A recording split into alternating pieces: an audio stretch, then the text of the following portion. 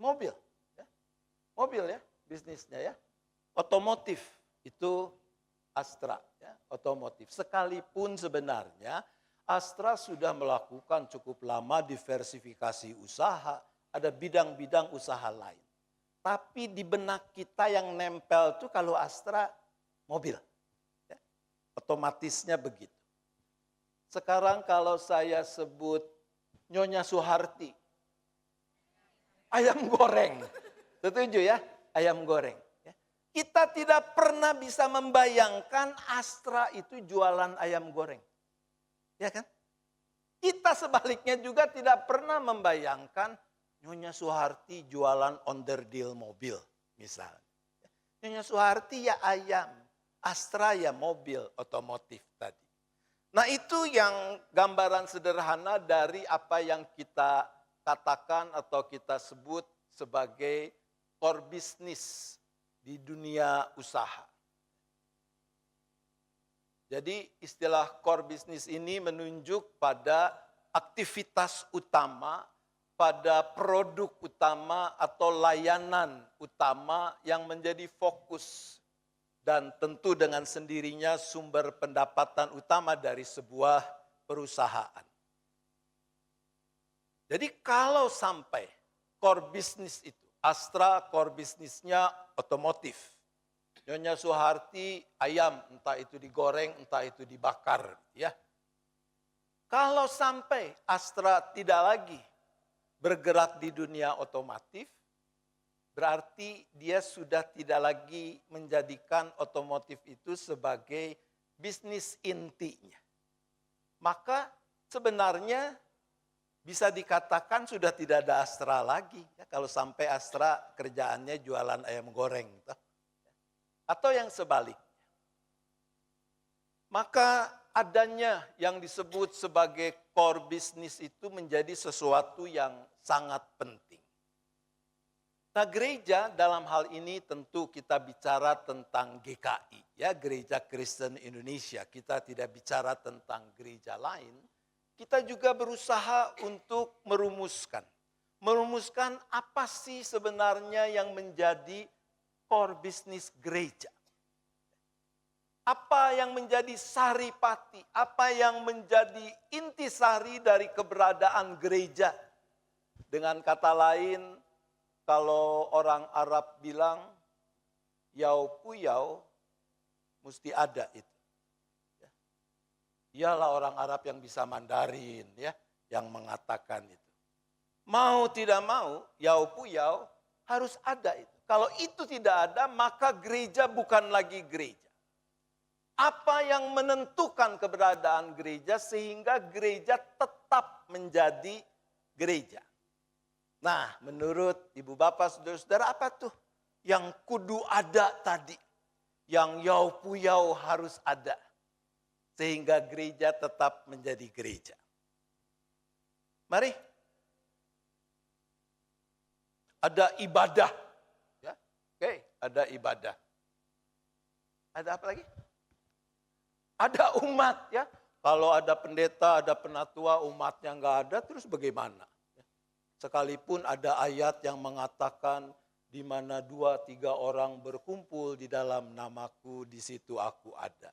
Tapi kalau ini kosong yang datang cuma mereka dan saya, ya kita bisa main gaple sajalah kalau berempat. Ya, ada ibadah, ada umat.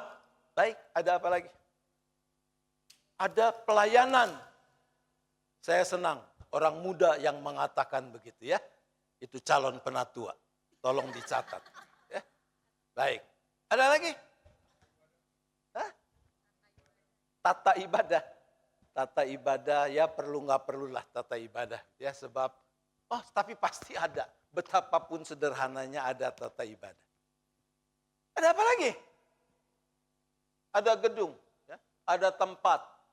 Yang kalau sudah cukup tua harus direnovasi, ya makanya tadi diwartakan akan ada renovasi. Baik. Ada apa lagi? Ada pendetanya, ya. Ada pendetanya. Kalau nggak ada pendetanya susah juga nih ya. Ada yang paling penting.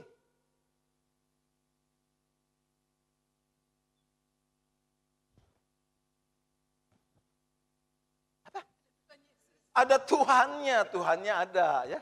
Kalau ada pendetanya Tuhannya nggak ada, terus bagaimana? Ya, itu jadi arisan, bukan lagi sebuah gereja. Tapi apakah itu menjamin bahwa ketika ada gedung, ketika ada orang berkumpul, ada khotbah disampaikan, lalu dengan sendirinya sebuah komunitas akan menjadi sebuah gereja dalam arti yang utuh? Mari kita lihat.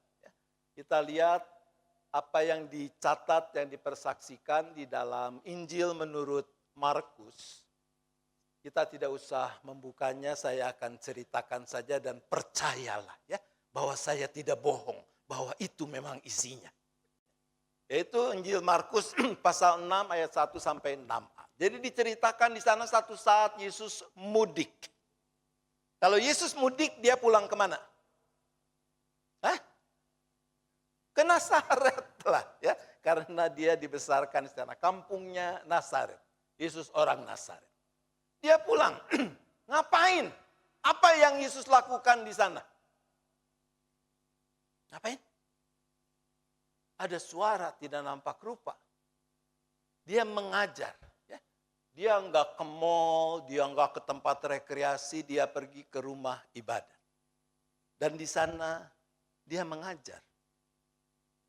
Ada jemaat enggak? Ada ya? Ada. Injil Markus mengatakan ada jemaat yang besar.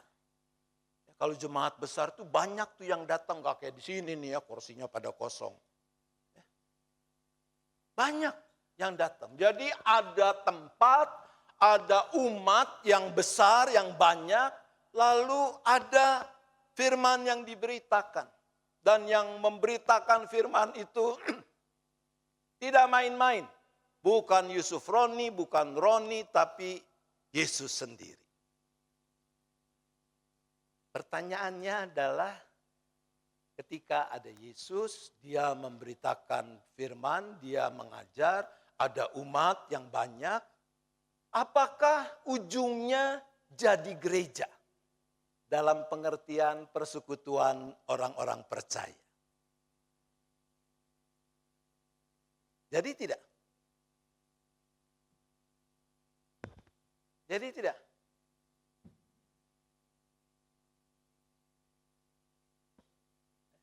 Kalau kita baca di dalam Markus 6, ayat yang terakhir ini, 6a ini mengatakan, dan Yesus merasa heran karena ketidakpercayaan mereka.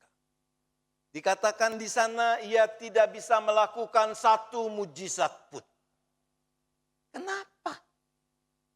Ada Yesus, dia memberitakan firman, ada orang banyak, tapi tidak terjadi tuh komunitas yang kita kenal sekarang dengan sebutan gereja. Jadi di dalam Markus 6 itu menarik. Dikatakan orang banyak takjub mendengar pengajarannya. Wih, udah pada bengong, pada melongo dengerin Yesus memberitakan firman itu. Dari ketakjuban itu mestinya selangkah lagi saja mereka akan sampai pada titik di mana mereka akan melihat, mereka akan mengakui Yesus bukan orang biasa tapi dia adalah Tuhan. Mestinya kan begitu. Tapi enggak tuh. Karena lalu Markus mencatat ya. Mencatat orang-orang ini mulai mempercakapkan siapa Yesus. Mungkin ada tante-tante nyenggol temennya ya. Terus berkata, lihat tuh, lihat jidatnya. Ngenalin enggak? Lalu temannya ini mulai memperhatikan. Iya, kenal. Dia kan tukang kayu itu. Ibunya dan saudara-saudaranya ada bersama kita. Jadi saat itu mereka bertemu dengan Yesus, tapi mereka gagal untuk mengalami perjumpaan dengan Yesus sebagai Tuhan. Yang ada di mata mereka adalah Yesus ini tukang kayu yang mamanya, adik-adiknya ada bersama dengan kita. Mereka cuma melihat Yesus sebagai sosok manusia yang adalah tukang kayu. Itu yang membuat mereka tidak percaya. Yang membuat Yesus merasa heran. Dan karenanya dia tidak bisa melakukan satu mujizat pun. Jadi kita diingatkan dengan catatan ini. Bahwa adanya umat yang berkumpul tidak otomatis membuat komunitas itu menjadi gereja. Bahkan bahwa ketika Tuhan hadir juga tidak membuat sebuah komunitas dengan sendirinya menjadi gereja. Gereja lahir, gereja hidup hanya ketika terjadi perjumpaan antara Tuhan dengan manusia. Kegagalan di Nazaret adalah orang banyak saat itu tidak sampai bisa melihat Yesus sebagai Tuhan. Nah, ini yang kemudian oleh GKI diyakini sebagai intisari dari keberadaan gereja. Saripati dari keberadaan gereja. Yaitu terjadinya perjumpaan antara Tuhan dengan manusia.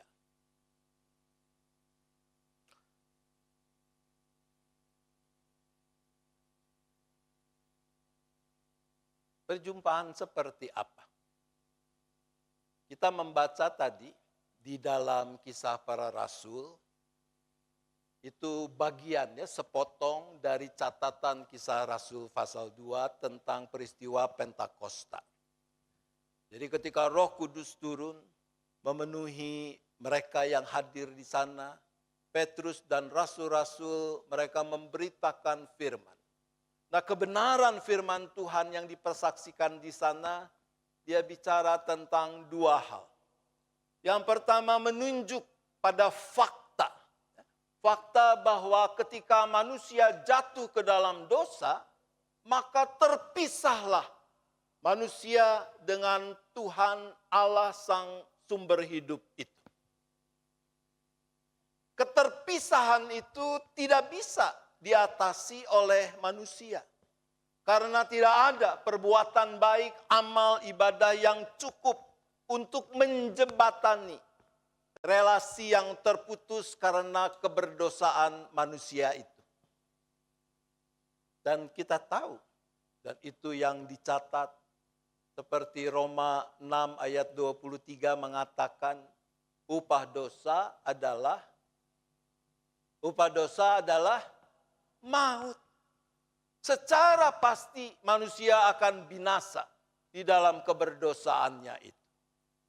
Tapi bersyukur, dan itu inti dari khotbah Petrus dan rasul-rasul lain, bahwa Tuhan Allah adalah Sang Maha Anugerah.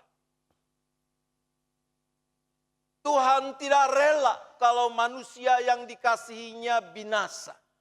Dan karena itu Tuhan bertindak. Dia mengulurkan tangannya. Dan di dalam Yesus Kristus itu yang menjadi inti terpenting dari khotbah Petrus dan rasul-rasul lain saat itu. Terlihat, terbukti bahwa Tuhan itu adalah Sang Maha Anugerah. Karena di dalam Yesus Kristus Ia menyerahkan segala-galanya.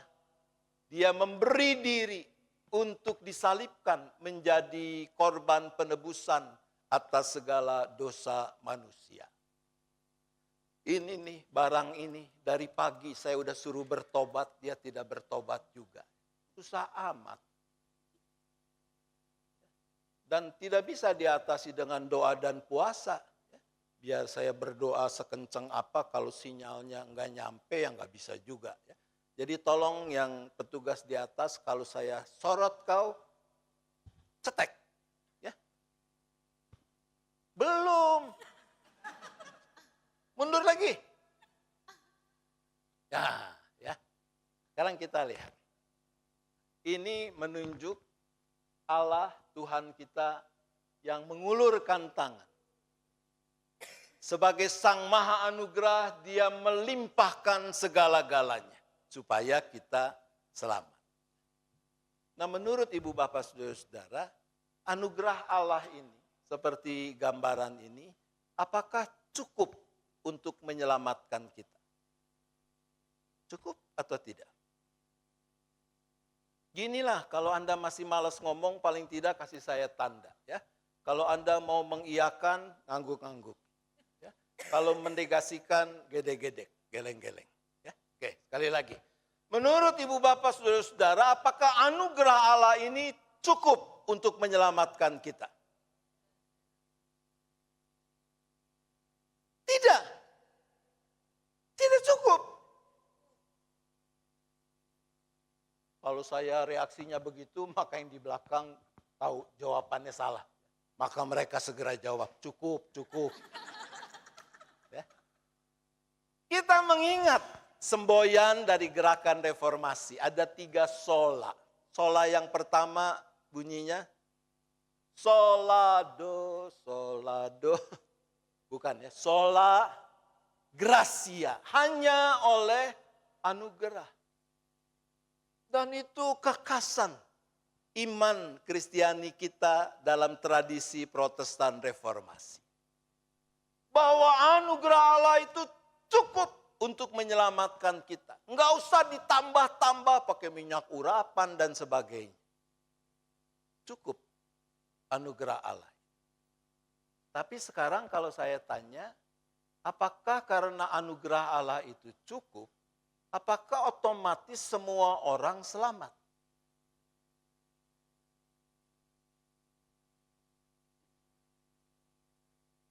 Tidak.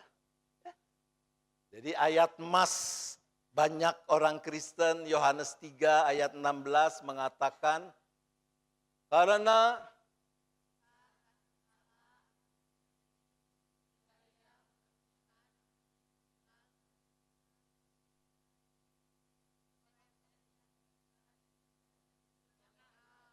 luar biasa, ya. Di depannya kencang, makin lama makin pelan, ya. Jelas dikatakan di sana. Karena begitu besar kasih Allah akan dunia ini. Jadi anugerah keselamatan itu Allah sediakan untuk siapa? Untuk semua orang, untuk dunia ini. Tapi itu kan masih koma, masih ada lanjutannya. Supaya setiap orang yang percaya kepadanya tidak binasa, melainkan beroleh hidup yang kekal. Jadi harus ada respons. Uluran tangan kasih Allah, saya udah sorot. Uluran tangan kasih Allah itu harus disambut. Nah, bagaimana kita menyambutnya? Nah, di dalam pergumulan kita sebagai gereja, GKI mengatakan ini loh yang sepatutnya menjadi respons kita. Yaitu kita merespons anugerah Allah itu dengan syukur. Di sini kalau dalam bahasa asli Perjanjian Baru ada permainan kata. Anugerah Allah, anugerah itu memakai kata charis. Syukur itu eucharis. Jadi charis yang bersambut dengan eucharis. Anugerah yang bersambut dengan syukur. Lalu kita katakan ini yang menjadi core bisnis gereja. Ini saripati keberadaan gereja. Yaitu terjadinya perjumpaan antara Tuhan dengan manusia. Perjumpaan yang seperti apa? Jangan Anda membayangkan terus nanti malam ngimpi, didatangi sosok dengan jubah putih, lalu mukanya bercahaya. Enggak, bukan perjumpaan yang kayak begitu. Itu mah adanya di kisah misteri. Ya. Tapi perjumpaan ini adalah bagaimana hati dan pikiran kita bisa melihat melihat Tuhan Allah di dalam Yesus Kristus dan persekutuan Roh Kudus itu sebagai Sang Maha Anugerah yang melimpahkan kasih-Nya tanpa memperhitungkan keberdosaan kita. Lalu pada saat yang sama, si aku ini sadar, melihat diri sebagai manusia celaka, manusia berdosa yang harusnya binasa. Tapi toh Tuhan begitu luar biasa mengasihi, sehingga Ia tetap memberikan anugerah-Nya. Dan aku yang harusnya binasa ini, aku beroleh selamat. Sekarang kita bandingkan secara manusia. Katakanlah ada orang sakit. Gak ketemu tuh. Bagaimana caranya bisa sembuh. Udah berobat ke sana kemari gak sembuh juga. Sampai ketemu dengan seorang dokter yang bisa punya metode untuk menyembuhkan dia. Orang ini kira-kira bersyukur tidak, saudara? Bersyukur tidak? Pasti bersyukur. Ya. Kalau seandainya, taruh kata nih, si dokter yang menyembuhkan, dipakai Tuhan menyembuhkan dia, meminta sesuatu dari orang ini, dikasih nggak? Kalau dia bisa kasih. Akan dikasih tidak? Pasti dikasih. Ya. Sebab kalau enggak kan aku mati nih. Aku masih bisa hidup gegara pertolongan dokter ini. Jadi pantas kalau aku berikan apa yang dia minta dan aku bisa beri. Nah, terjadinya perjumpaan antara Tuhan dengan manusia mau mengingatkan bukan cuma sekedar pulihnya kesehatan secara jasmani. Tetapi dampak dari perjumpaan itu, anugerah yang Tuhan limpahkan itu membuat kita mendapatkan kehidupan yang kekal. Itu yang dipersaksikan di dalam Kisah Para Rasul. Yang membuat dikatakan tadi orang banyak ketika mendengar firman yang diberitakan oleh Petrus dan kawan-kawannya. Dikatakan hati mereka tersayat. Kalau Anda baca Alkitabnya dari teks Alkitab elektronik ya, dari mobile phone. Kata yang dipakai di sana terharu.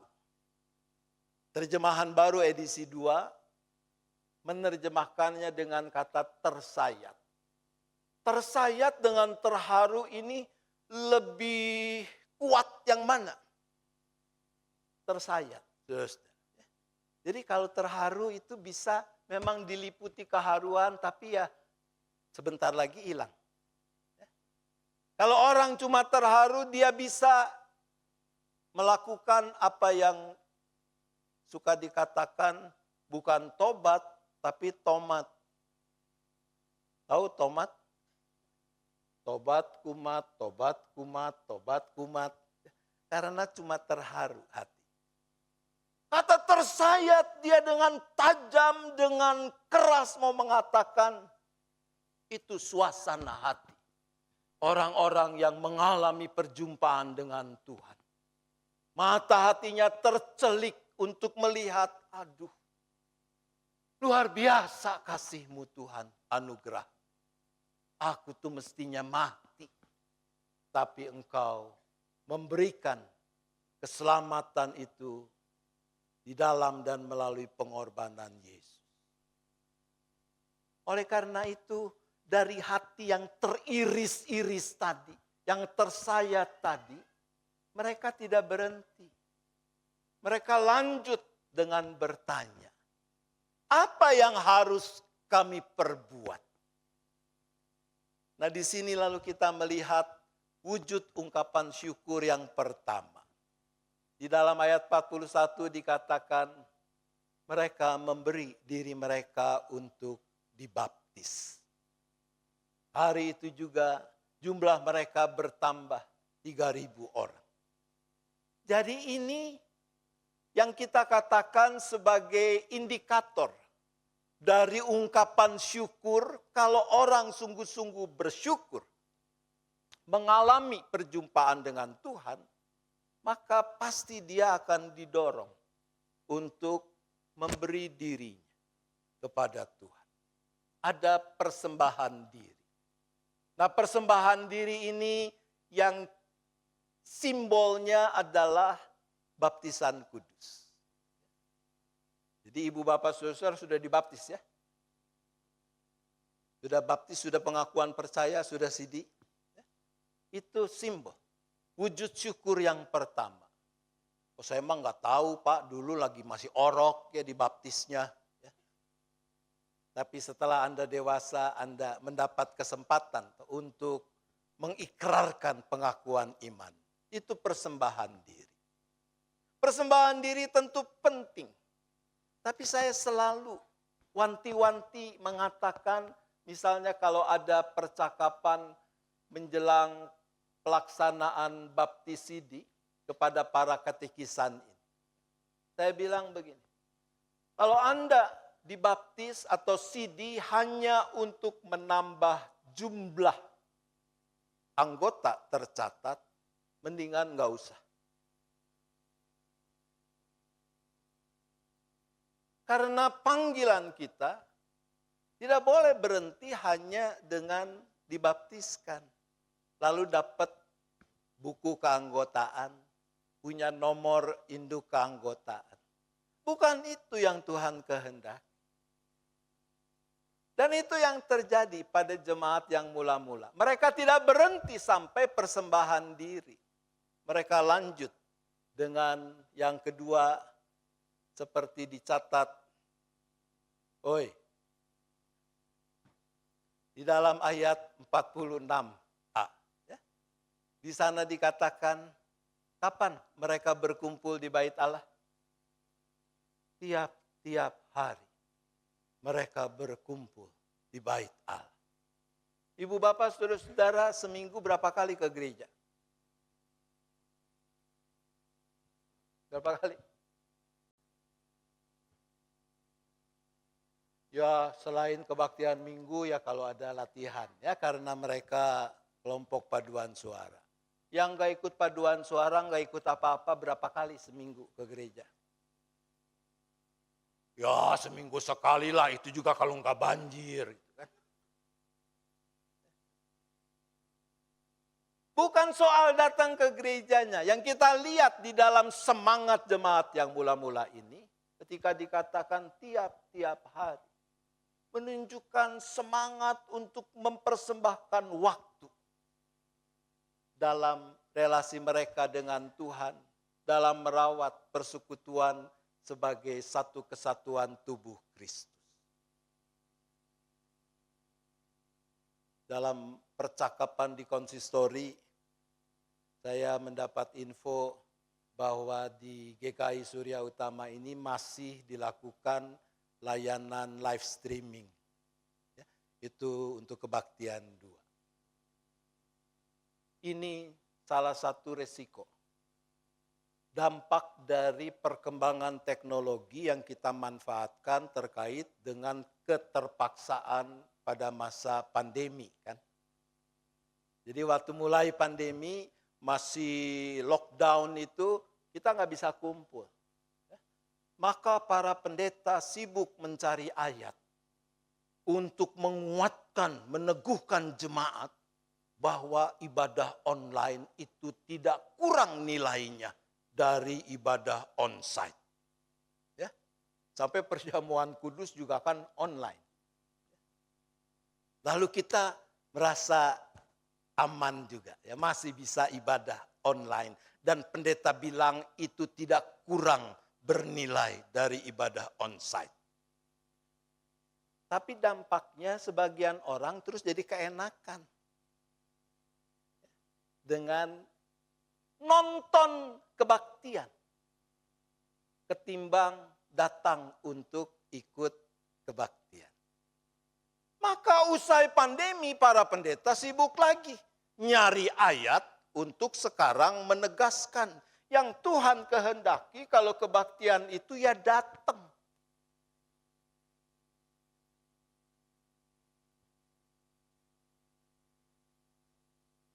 Di satu sisi kita bersyukur. Ya, ada fasilitas kemajuan teknologi yang memungkinkan. Ada layanan-layanan online. Tapi itu untuk situasi darurat menurut saya. Dalam keterdesakan. Jadi kalau yang ikut ibadah online itu memang lansia yang mengalami kesulitan untuk datang ke gereja. Orang-orang yang sedang mungkin sakit sehingga juga sulit untuk datang ke gereja. Bersyukurlah ada layanan itu. Tapi kalau Anda tidak datang hanya karena kalau ikut online masih bisa pakai daster, bertobatlah. Kalau Anda tidak datang yang onsite hanya karena masih bisa ikut kebaktian sambil ngopi, sambil makan pisang goreng, bertobatlah. Belajar dari jemaat yang mula-mula. Tidak harus persis sama, tapi semangat mempersembahkan waktu itu luar biasa. Tiap-tiap hari mereka berkumpul di bait Allah. Cukup sampai persembahan waktu? Tidak, saudara. Kita melihat di dalam catatan Kisah Para Rasul ada yang ketiga yang dipraktikkan oleh jemaat mula-mula sebagai ungkapan syukur mereka. Yaitu persembahan tenaga. Jadi kalau kita baca di dalam ayat 46 bagian B, di sana dikatakan mereka memecahkan roti di rumah masing-masing secara bergiliran dan makan bersama-sama dengan gembira dan tulus hati. Mereka menjadi persekutuan yang tadi pemuda kita katakan ada pelayanan. Persekutuan yang saling melayani. Dan itu berarti persembahan tenaga. Teman-teman kita paduan suara yang sebentar nanti akan mempersembahkan pujian mereka, ini mempersembahkan tenaga. Bukan cuma waktu. Teman-teman pemusik juga sama. Para penatua sama. Dan saya tahu di antara mereka yang duduk di kursi-kursi jemaat juga ada para aktivis yang mempersembahkan tenaga, bukan cuma waktu. Nah, ngomong persembahan tenaga ini, di sana sini dari pengalaman saya ya. Jadi Tuhan memberi kesempatan saya baru melayani sampai dengan tahun ini 40 tahun. Saudara. Dan yang saya temukan adalah di beberapa jemaat itu yang terjadi adalah jurus atau rumus 4L. Kalau bicara pelayanan. Apa itu 4L itu? Lo lagi, lo lagi. Dia juga yang mau dengan tulus, dengan gembira, ambil bagian di dalam pelayanan.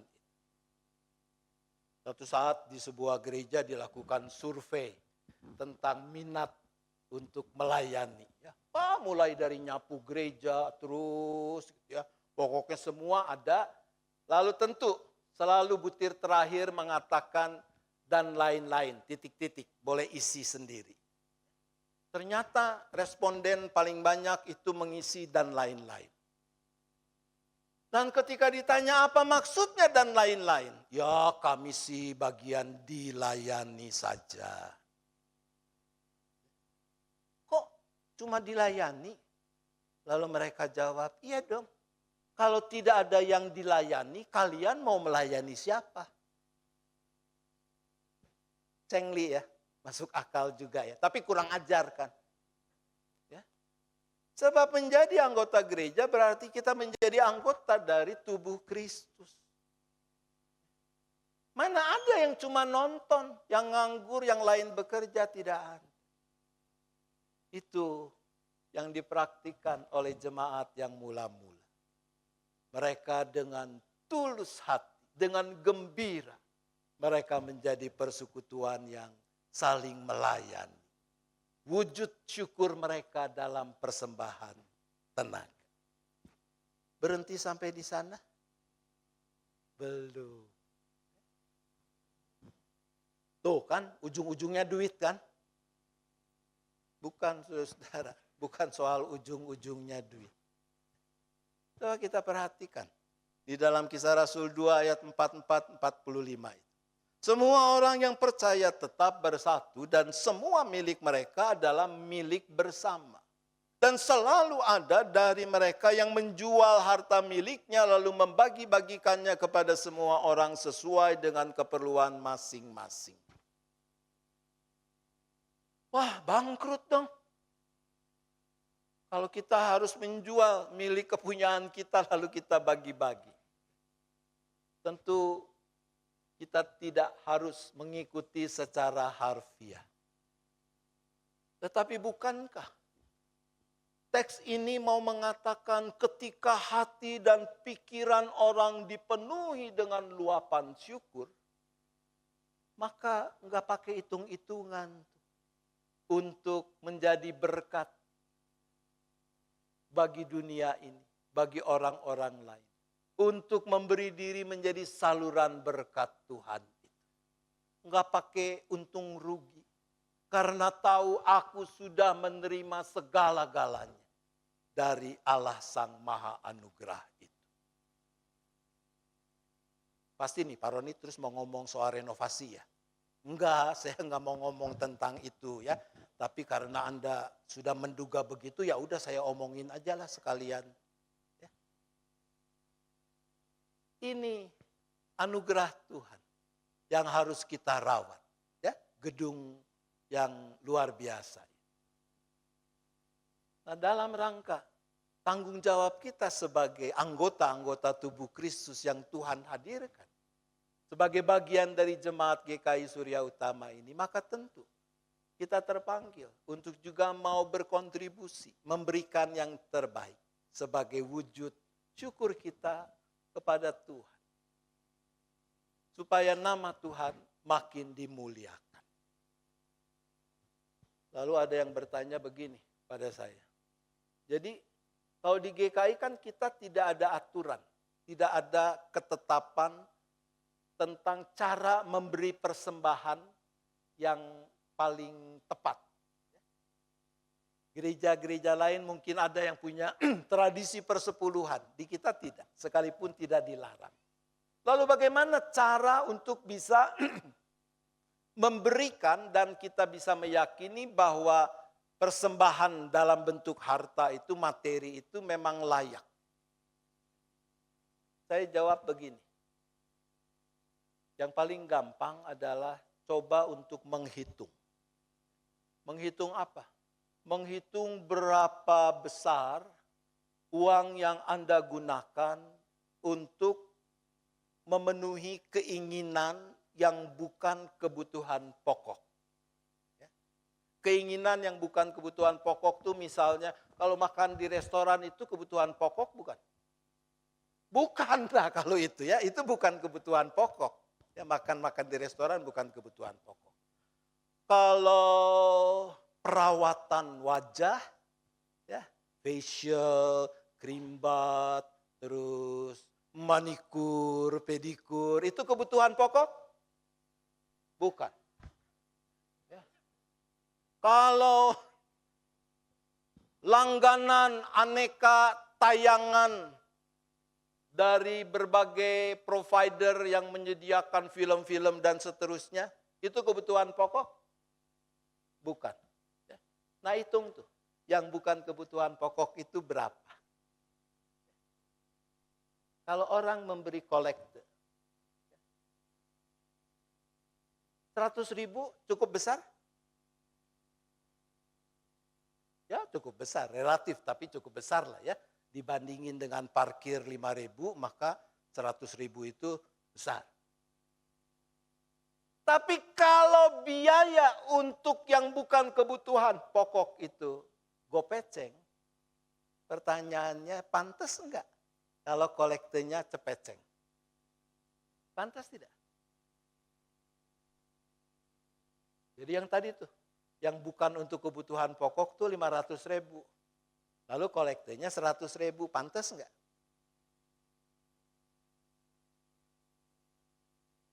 Ya Anda jawab sendirilah.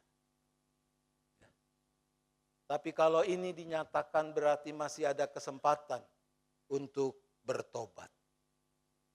jangan bertomat. Terus. Selesai? Belum. Yang terakhir, masih ada satu lagi. Yaitu ungkapan syukur itu mesti mewujud juga di dalam pertumbuhan yang menghasilkan nilai tambah. Jadi kalau kita membaca di dalam pasal 2 ayat 42, di sana dikatakan mereka bertekun dalam pengajaran rasul-rasul, dalam persekutuan, dalam memecahkan roti dan berdoa. Mereka secara sadar ambil bagian di dalam proses agar spiritualitas mereka bertumbuh. Berapa banyak dari antara ibu bapak saudara-saudara yang selain rutin mengikuti kebaktian minggu juga ambil bagian dalam kegiatan pemahaman Alkitab?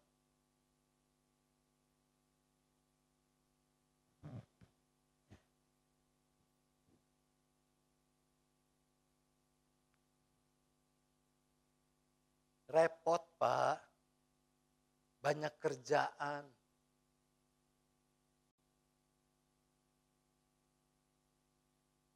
Pertumbuhan spiritual adalah sesuatu yang harus kita upayakan. Dan itu yang dipraktikkan oleh jemaat yang mula-mula. Mereka tidak cukup cuma mendengar pemberitaan pengajaran dari para rasul. Mereka terus belajar. Mereka bertumbuh dalam kehidupan doa mereka dan seterusnya. Dan dampaknya ada nilai tambah. Ayat 47 mengatakan tiap-tiap hari dan mereka disukai semua orang. Tiap-tiap hari Tuhan menambah jumlah mereka dengan orang yang diselamatkan. Dari mana? Kok bisa? Ada banyak orang yang kemudian juga mau menyambut anugerah Allah di dalam Kristus itu. Apakah karena jemaat yang mula-mula ini rajin bagi-bagi traktat? Rajin bikin KKR? Bukan. Tadi dikatakan mereka disukai semua orang. Kok bisa disukai oleh semua orang? Karena pertumbuhan yang terjadi itu berdampak pada perubahan perilaku, perubahan sikap hidup. Mungkin dulu ada orang yang oleh tetangga-tetangganya dikenal, ini orang gampang ngambek, gede ambek, bayangannya diinjek aja marah. Ya, itu bayangan gua, jangan diinjek. Tapi setelah mengalami perjumpaan dengan Tuhan, dia berubah menjadi penyabar, yang ramah, tidak gampang ngambek. Kalau kaki kirinya diinjak, dia sodorin kaki kanannya. Sekalian yang satunya, yang gak lebay begitu juga lah saudara-saudara ya. Tapi dia berubah.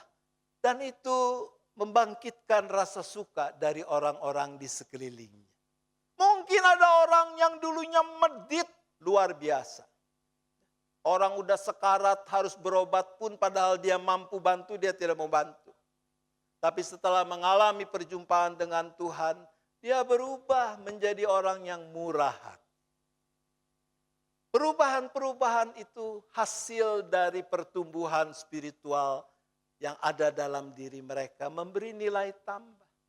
Bukan cuma membuat mereka disukai, tapi orang-orang lain tertarik untuk juga mengalami perjumpaan dengan Tuhan. Itu core bisnis gereja. Itu yang harusnya kita rawat, yang mestinya kita tumbuh kembangkan, yang kita permurni, perkaya di dalam kehidupan kita sebagai gereja, tapi juga sebagai anggota-anggota dari tubuh Kristus. Pasti tidak gampang, tapi jangan takut. Allah yang memanggil kita setia. Kekuatan untuk bisa mempraktikkan itu tidak datang dari diri kita sendiri, tetapi dari Dia yang memanggil kita. Dan kita akan mengalami limpahan kekuatan itu ketika kita juga terus merawat perjumpaan kita dengan Dia. Tuhan menolong kita. Sebelum amin, katanya ada kesempatan buat tanya jawab ya. Jadi Anda boleh nanya apa saja, belum tentu saya jawab, tapi nanya aja lah. Ya, kepada Bapak dan Ibu semuanya boleh memberikan pertanyaan atau mungkin sharing atau diskusi melalui Bapak Pendeta Roni tentunya ya, bukan melalui saya, nanti yang menjawab. Nah, di sini kita sudah digali banyak hal ya. Gereja lahir hanya jika terjadi perjumpaan antara Tuhan dengan manusia. Nah, cukuplah anugerah Tuhan di dalam kehidupan kita. Tapi kita juga harus memberikan respon kepada Tuhan. Bagaimana respon kita? Tadi sudah diberikan pemaparan yang jelas oleh Bapak Pendeta Roni. Kita harus mengucap syukur dengan ungkapan syukur melalui wujud persembahan. Persembahannya dalam banyak hal. Ada persembahan diri, waktu, tenaga, harta, bahkan pertumbuhan di dalam hidup kita. Kita tidak hanya bertumbuh, tapi kita berakar. Setelah kita berakar, tertancap di dalam Tuhan Yesus Kristus, kita bertumbuh dan berbuah. Berbuah bagi banyak orang. Bapak dan Ibu, ada yang ingin menanyakan? Silahkan kami berikan ruang dan waktu. Ya, Kak Rio.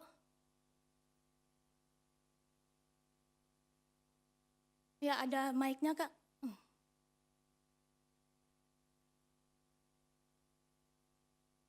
Boleh disebut dulu ya, nama, alamat, tanggal lahir, bintang, hobi, sio.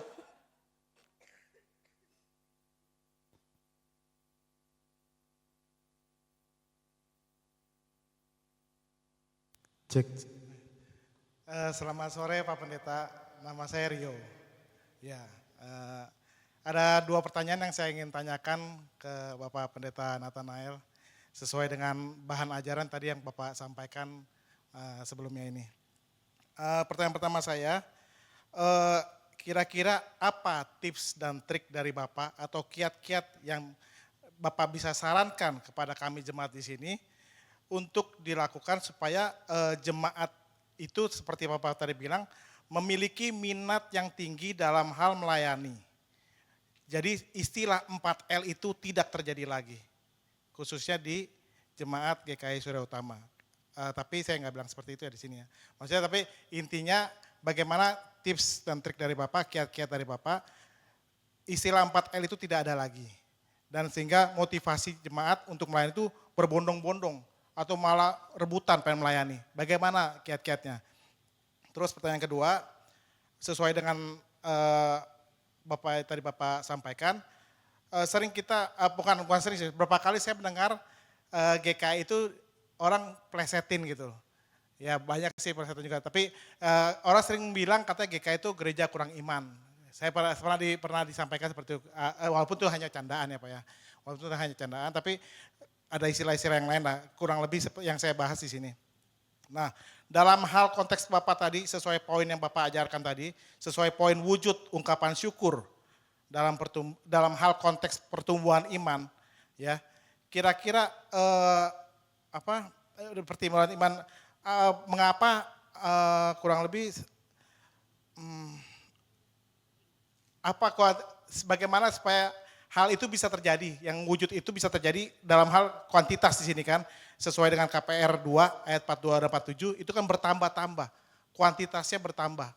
Ya selain kualitas pasti, kuantitas bertambah. Sehingga gereja lain tidak bisa bilang kita, atau walaupun hanya secara konteks bercanda, mengatakan itu adalah gereja yang kurang iman. Ya terima kasih Pak. Oke, baik, terima kasih ya Rio untuk pertanyaanmu. Saya langsung jawab ya. Ya, langsung Baik, jawab ya. Pak. Terima kasih Kak Rio. Jadi yang dipertanyakan adalah sebetulnya konkretnya apa nih ya, tips yang bisa dilakukan. Yang pertama terkait dengan pelayanan, lalu yang kedua terkait dengan pertambahan jumlah anggota. Buat saya, untuk dua hal itu yang pertama sama. Jadi kalau kaitan dengan pelayanan, salah satu yang membuat orang suka menjadi sungkan, enggan untuk mau ambil bagian dalam pelayanan, karena mereka yang sudah melayani ini, mereka melakukan bad promotion. Promosi yang buruk. Promosi yang buruk itu misalnya ketika orang beda pendapat itu wajar tidak? Wajarlah. Ya. Namanya orang suka bilang katanya pepatahnya rambut boleh sama hitam. Ya, isinya tidak pasti sama. Beda pendapat itu wajar. Keragaman itu keniscayaan, tidak bisa kita hapus. Tapi kalau terus gegara beda pendapat, jadi ribut, jadi konflik, nah itu kan jadi batu sandungan tuh. Itu yang saya maksud sebagai bad promotion tadi. Dan ini di sana sini terjadi. Maka secara positif, para pejabat gerejawi, para aktivis, mestinya menjadi good promotion, good promotor. Ya, yang mempromosikan melayani itu indah. Melayani itu menyukakan hati. Di sana sini rada susah misalnya khususnya ketika ada proses untuk mendapatkan penatua baru. Makanya 4L terus yang terjadi di sana sini. Kenapa? Saya bilang jangan nyalahin dulu anggota, periksa. Tadi saya tanya kalau di Surya Utama PMJ itu selesai kebaktian pagi ya, artinya siang itu dilakukan. Lalu mungkin selesainya menjelang kebaktian sore diselenggarakan. Terus selesai PMJ kan terus keluar ketemu dengan anggota yang mau ikut kebaktian sore. Mereka udah bisa katakan, Bapak baru PMJ ya? Tahu dari mana?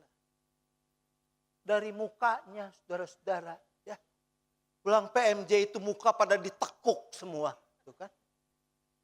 Tidak menunjukkan sukacita. Nah mungkin halnya sama juga untuk bidang-bidang pelayanan yang lain. Nah untuk soal penambahan secara kuantitas, basicnya menurut saya sama. Kita harus mengusahakan kita menjadi seperti jemaat mula-mula tadi, disukai semua orang. Bukan cari muka, bukan. Tapi disukai semua orang karena tadi pertumbuhan iman yang berdampak pada perubahan sikap, perubahan perilaku. Yang membuat orang, kok bisa ya Rio itu baik begitu? Ya. Di sebelahnya, kok bisa Rio itu begitu suka menolong? Lalu orang kan akan mulai, oh dia orang gereja. Lalu mungkin akan bertanya, Pak Rio suka kebaktian di mana? Di GKISU. Saya menjadi begini karena saya bertumbuh bersama jemaat GKISU. Itu kan promoting, saudara-saudara.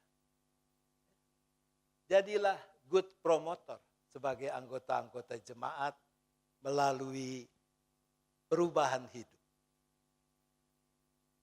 Menurut saya sih itu tuh, ya nggak usah pakai jampi-jampi dan sebagainya.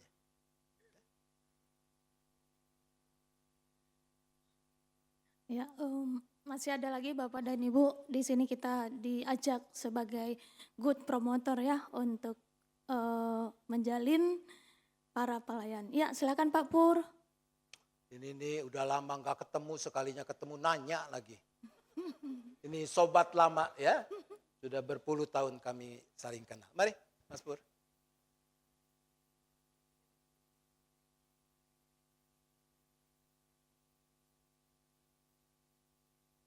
Mungkin teknisinya sentimen sama Bapak ya, dimatiin.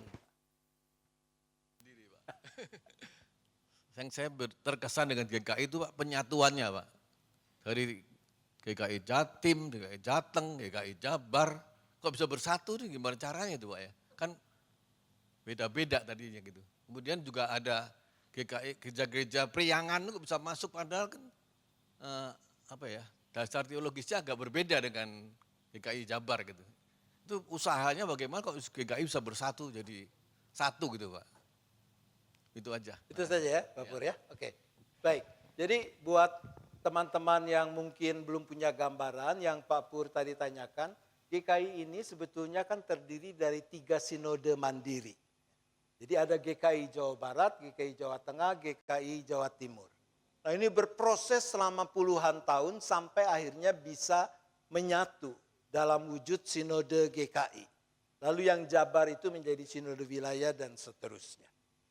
Nah, kok bisa masing-masing yang sekalipun sama-sama zaman dulunya itu namanya adalah kalau di dunia persilatan itu Tionghoa Kitokahwe. Ya. Tionghoa Kitokahwe Kuhwe Jawa Barat. Tionghoa Kitokahwe Taihwe Jawa Tengah. Kalau Anda bisa mengulangi apa yang saya katakan, Anda dapat hadiah. Jadi asalnya gereja-gereja berlatar belakang etnis Tionghoa. Tapi pertumbuhannya tetap punya perbedaan sekalipun sama-sama Tionghoa Kitokahwe tadi. Jawa Barat dengan Jawa Tengah, dengan Jawa Timur ada kekhasan sendiri-sendiri dan ada hal-hal yang menjadi kebiasaan, tradisi yang memang tidak sama. Apa yang membuat bisa bersatu? Yang pertama tentu adalah karunia Tuhan. Dan yang kedua karena gereja kita sungguh-sungguh berdoa. Kita sungguh-sungguh mendoakan supaya kita bisa mewujudkan bagian dari doa Yesus. Ut omnes unum sin, supaya mereka menjadi satu. Itu kerinduan kita. Dan untuk itu kita berani membayar harga.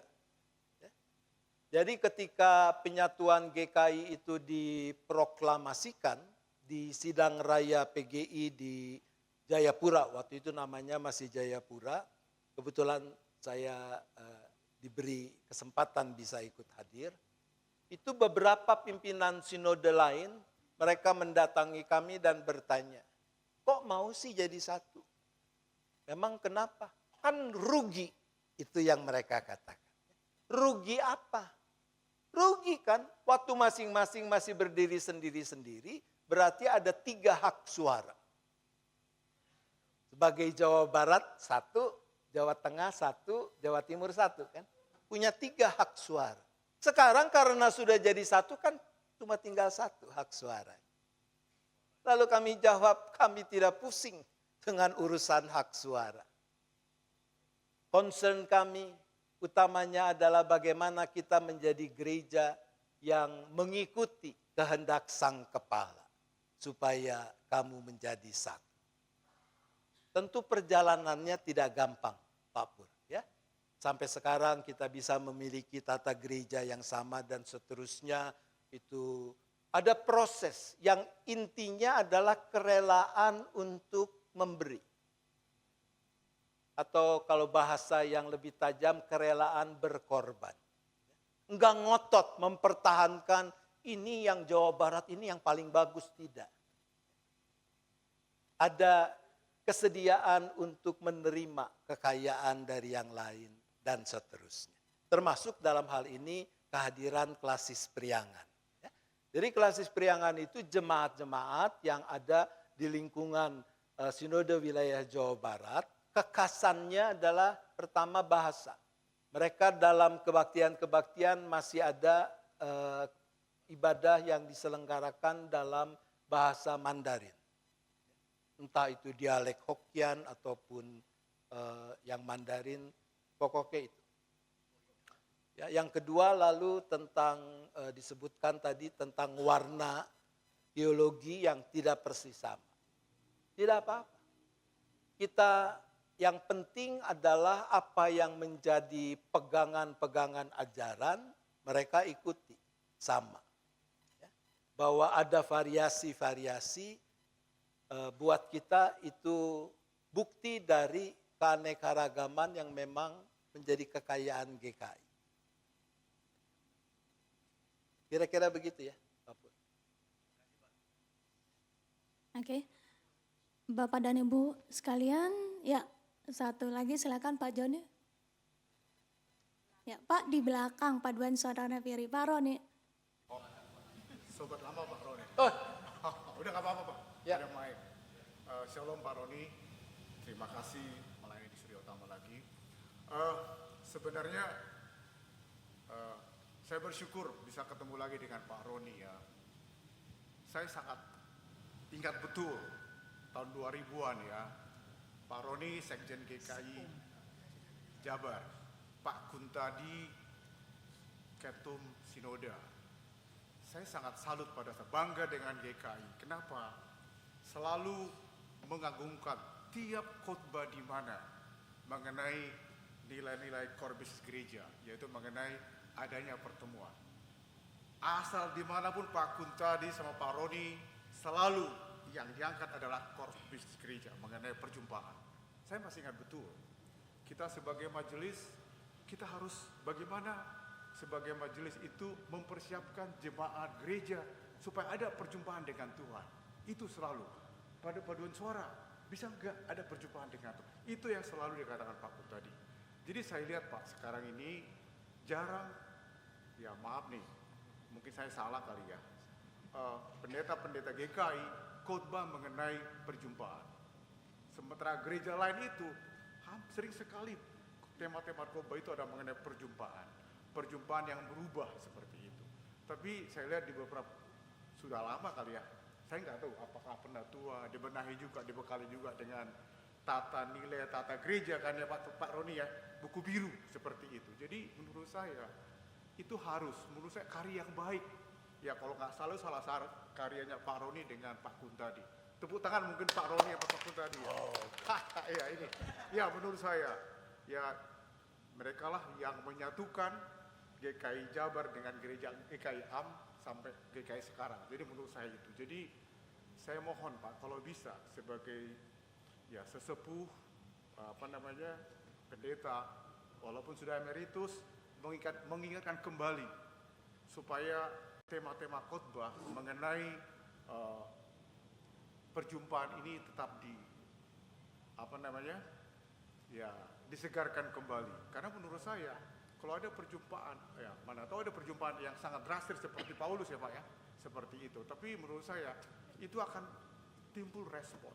Ya tadi kan meresponi dengan ikut pemandu pujian, ikut jadi panitia, ya seperti itu menurut saya Pak. Jadi ya saya hanya ini aja. Jadi kalau ada pertemuan-pertemuan di klasis atau di mana Pak Roni, nggak salah menurut saya Pak.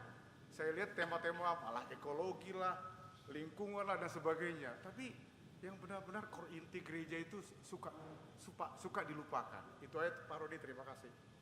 ya baik, terima kasih. Saya kira ini sebuah sharingnya dan ada harapan yang nanti bisa kita catat untuk kita tindak lanjuti ya. Ya.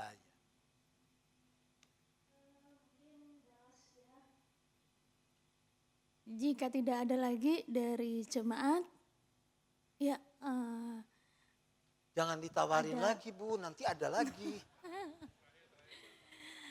ada pemuda soalnya Bu di belakang. Ya, Terima kasih, Silahkan, saya Pak. Agus. Pak Roni ini kan tadi jadi ingat-ingat soal talak Pak ya. Yang terakhir tadi pertumbuhan gereja. Apakah ke depan atau memang sudah ada saya nggak tahu. Talak di mana bukan umat tapi jemaat mau bergabung ke GKI. Kan biasanya kita pertumbuhannya dari POS, PI, Bajem gitu Pak. Nah apakah sudah ada gitu Pak? Di luar GKI, misalnya ada jemaat 100 orang, 150 atau 200, mereka mau bergabung ke GKI. Apakah proses itu dimungkinkan saat ini atau masih dalam pemikiran? Itu aja Pak. Ya, oke, saya langsung jawab ya. Ya. Ini juga teman lama, jadi bukan kebetulan lah ya, Tuhan memberi kesempatan. Saya ada di Komisi Tata Gereja Sinode GKI itu sejak tahun 97 sampai sekarang, dan yang terakhir hasilnya adalah Tata Gereja 2023. Jadi yang ditanyakan oleh Pak Agus ini ada. Kita punya prosedur bagaimana gereja lain itu yang mau menggabungkan diri menjadi bagian dari GKI. Jadi ada prosedur yang sudah kita sepakati yang harus diberlakukan. Jadi terbuka kemungkinan itu. Tapi tentu kita tidak mengatur jemaat GKI yang mau bergabung dengan gereja lain. Ya.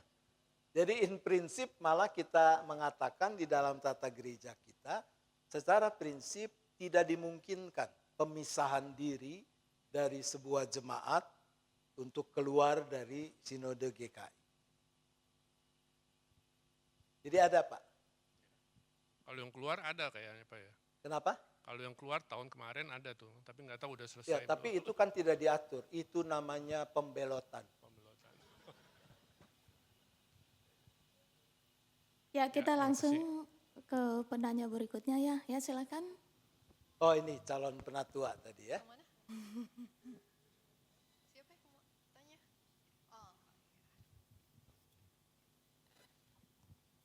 Oh. Iya Pak, sebagai saya perkenalkan diri dulu ya Pak. Nama saya Sean dan saya dari Komisi Pemuda. Dan sebagai seseorang yang baru ibaratnya mulai beranjak dewasa, kan kita mulai memasuki dunia pekerjaan. Seringkali kita juga ada posisi di mana kita kesibukan juga dengan pekerjaan. Apabila kalau misalnya kita buka bisnis gitu kan Pak. Dan salah satu dari persembahan yang Bapak salah satu bentuk persembahan yang kita berikan kan sudah pasti persembahan waktu. Tapi terkadang kita juga mempunyai tanggung jawab juga di bidang pekerjaan kita.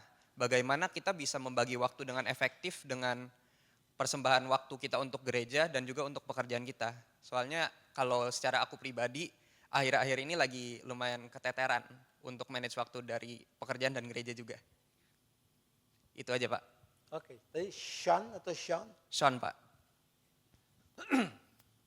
Tidak ada rumus yang baku untuk itu. Tapi yang pastikan begini, untuk setiap manusia, Tuhan menganugerahkan satu hari 24 jam.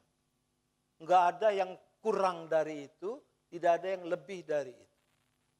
Maka terserah kepada kita sebetulnya ya, untuk mengatur, untuk menata bagaimana kita mau menggunakan 24 jam sehari yang Tuhan anugerahkan itu.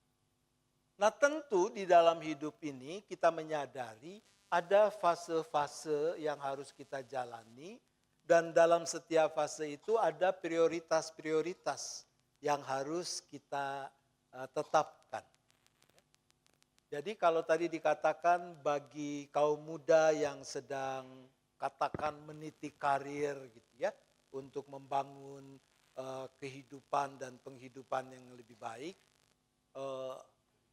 sangat disadari bahwa memang itu yang menjadi ya salah satu prioritas yang menjadi perhatian dari kaum muda. Tetapi di sisi yang lain tentu kita diingatkan ya, terutama untuk teman-teman kaum muda yang hadir, bahwa kita tetap punya tanggung jawab, ya, punya panggilan yang kalau saya sih katakan sebisa-bisanya, ya, sedapat-dapatnya memang kita tetap sisihkan, kita alokasikan sejumlah waktu tertentu bukan melayani gereja. Buat saya esensinya adalah kita melayani Tuhan sebagai ungkapan syukur kita. Bahwa itu kita lakukan dalam kegiatan bergereja, yaitu hal yang lain. Nah kalau itu bisa kita coba lakukan, maka menurut saya akan menjadi lebih balance pertumbuhan kita ini. Bukan cuma dari hal-hal yang sifatnya memang mencakup kebutuhan secara dunia, tapi juga di dalam pertumbuhan spiritual. Begitu saja dulu. Ya, kalau nanti perlu yang lebih detail, jangan sungkan tanya pada pendetamu. Iyalah jangan nanya saya lagi ya, tanya pada pendeta Yola. Ada pendeta Setiawati. Ya, Ya. boleh kalau kapan-kapan mau ngobrol. Dari Komisi Pemuda mungkin yang terakhir ya Pak ya. Ya. Nah mungkin ada conclusion, the last conclusion dari Bapak sendiri. Bertobatlah karena kerajaan Allah sudah dekat. Iya, mari kita sama-sama bertobat.